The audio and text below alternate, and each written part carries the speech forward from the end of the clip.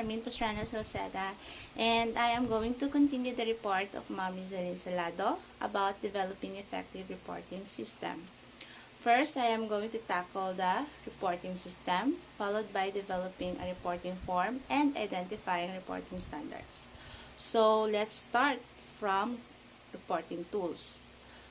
Basically, this is one of the challenge for standard-based education, which is clarifying the purpose of each reporting tool.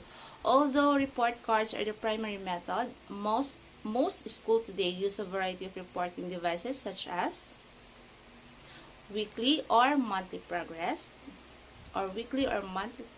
reports, open house meetings, newsletters, evaluated projects or assignments, school web pages, parent-teacher conferences or meeting between parents and teacher, and student-led conferences, or a meeting which a student and his or her family and teachers during the student shares his or her portfolio of work and discusses progress with family members.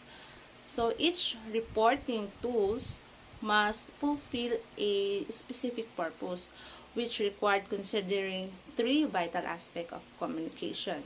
So first, what information do we want to communicate? And who is the primary audience for that information?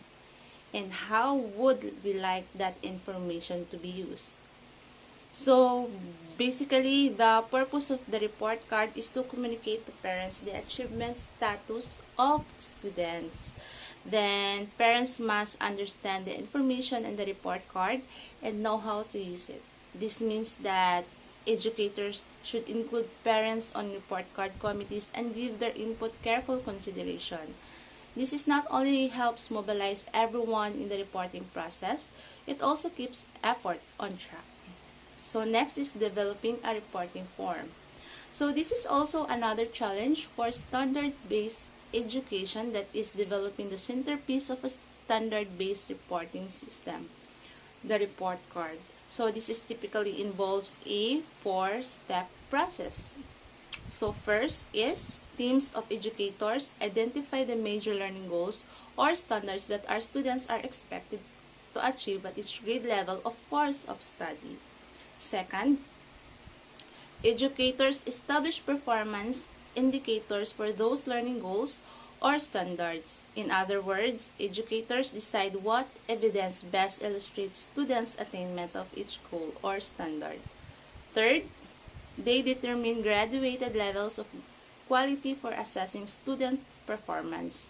These steps involve identifying incremental levels of attainment, sometimes referred to as benchmarks, as students progress toward the learning goals or standard.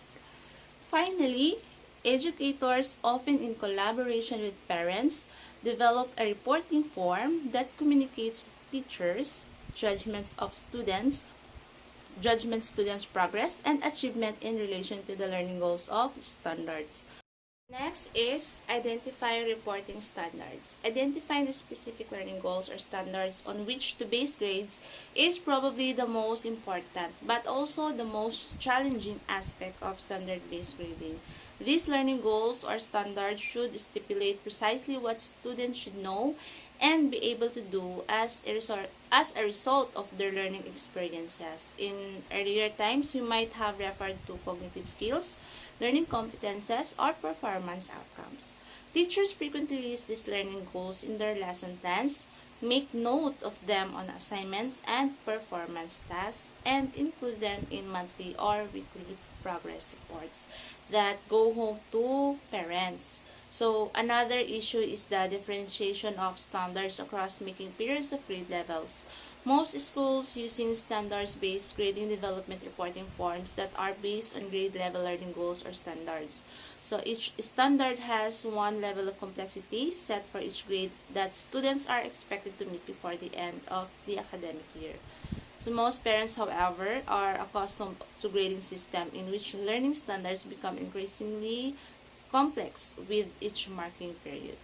If the standard states student will write clearly and effectively. For example, many parents believe that their children should do this each marking period, not simply move toward doing so by the end of the academic year. So this is especially true of parents who encourage their children to attain the highest mark possible in all subject areas every marking period. So to educators, for us teacher, using such forms, students who receive 1 or 2 on a 4-point grading scale during the first or second marking period are making appropriate progress and are on track for their grade level. So for parents, however, a report card filled with 1s and 2s with the highest mark is a 4 causes great concern. They think that their children are failing, although including a statement on the report form such as marks indicate progress toward end of the year learning standards is helpful. It may not alleviate parents' concerns. So that would be all for my report about developing effective reporting system. And Sir Ricky Futa will continue my report. So that's all. So thank you everyone for listening to me, and God bless all.